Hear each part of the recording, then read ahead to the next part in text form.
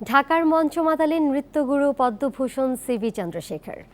ইন্দিরা গান্ধী সাংস্কৃতিক কেন্দ্র ও বাংলাদেশ শিল্পকলা একাডেমির সহায়তায় জাতীয় জাদুঘরের প্রধান মিলনায়তনে শনিবার কনক মঞ্জুরি শিরোনামের এই নৃত্য সন্ধ্যার আয়োজন করে ধ্রুপদ নৃত্য সংগঠন নৃত্যনন্দন।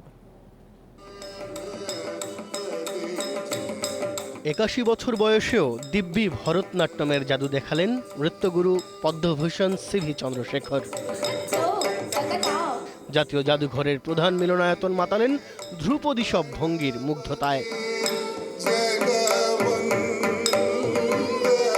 কনক মঞ্জুরি শিরোনামের এ পরিবেশনায় নৃত্যগুরুকে সহযোগিতা করেন সুকুমার গোবিন্দম কট্টি, মৃদঙ্গম শিল্পী গোপাল কৃষ্ণন সুবর্ণ নারায়ণ ও বেহালাবাদক সত্য ভিশাল আভিরেড্ডি।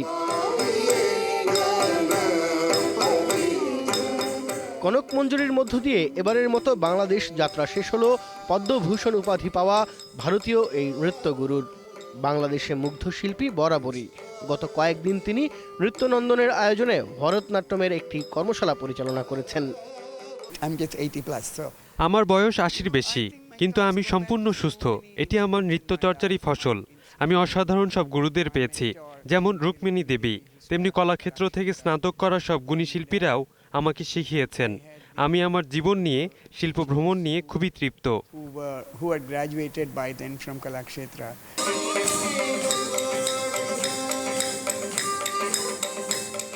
কর্মশালার সমাপনী উপলক্ষে আয়োজিত এ ভরতনাট্যম নৃত্য সন্ধ্যায় ছিল রাজদীপ বন্দ্যোপাধ্যায়ের পরিবেশনাও।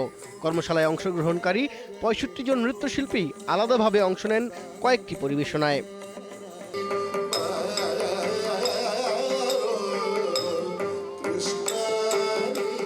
অনুষ্ঠানটি আয়োজন করা হয় ভরতনাট্যমের নৃত্যগুরু রুক্মিণী দেবীর প্রতি শ্রদ্ধা জানিয়ে।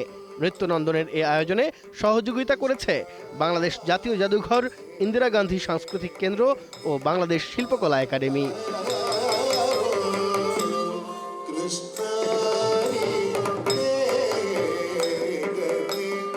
শিমুল সালাহউদ্দিন, ইন্ডিপেন্ডেন্ট নিউজ, ঢাকা।